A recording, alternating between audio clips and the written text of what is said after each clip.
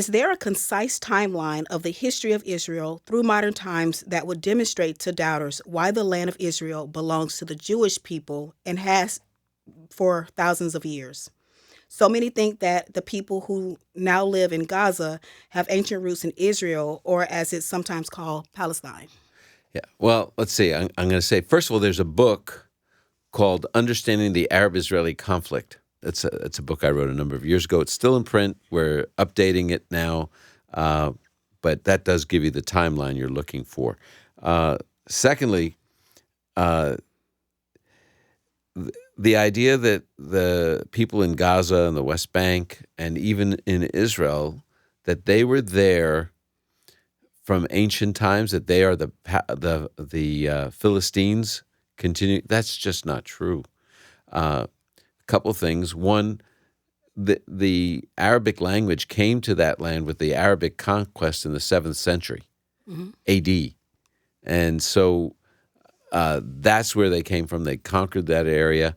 Then also, the land was so destroyed by the policies of the Ottoman government when it led it from 1517 till 1916.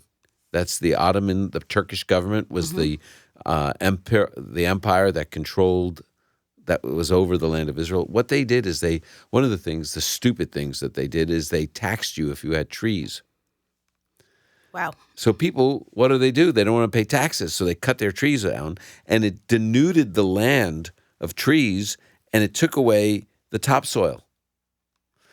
And it made the place, in the north, it just became swamps, and in the south, it was just desert. And as a result, in 1882, with the birth of the modern return of Jewish people to the land after they had been scattered away, there's always some Jewish people there, but the majority of Jewish people weren't there. The land had only had about 225,000 people. This is a land that sustains like 13, 14 million people right now. There were only 225,000 people, and the Jewish people began to return. They drained the swamps. They irrigated the south. They planted trees. They did all this, which caused the rebirth of the land and brought work. And so people from the entire Mediterranean basin began to come. Even as Jews were returning, people were returning as well.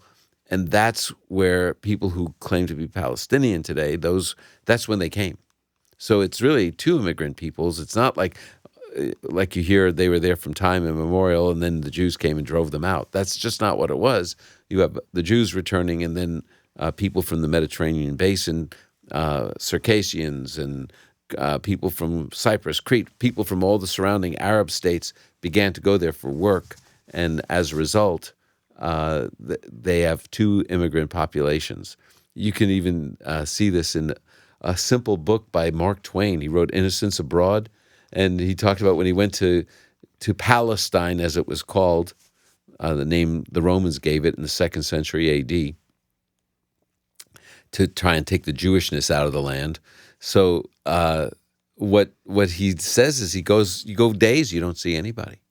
You travel for days, and you don't see anyone. It's a really interesting description of the land of Israel. That said, I think that it's just the stories are filled with propaganda. You need to get a better history of how the land came to be. Thank you for watching Open Line. If you have a question about the Bible that you'd like to ask me, please comment below. Make sure to hit subscribe too, so you don't miss my response.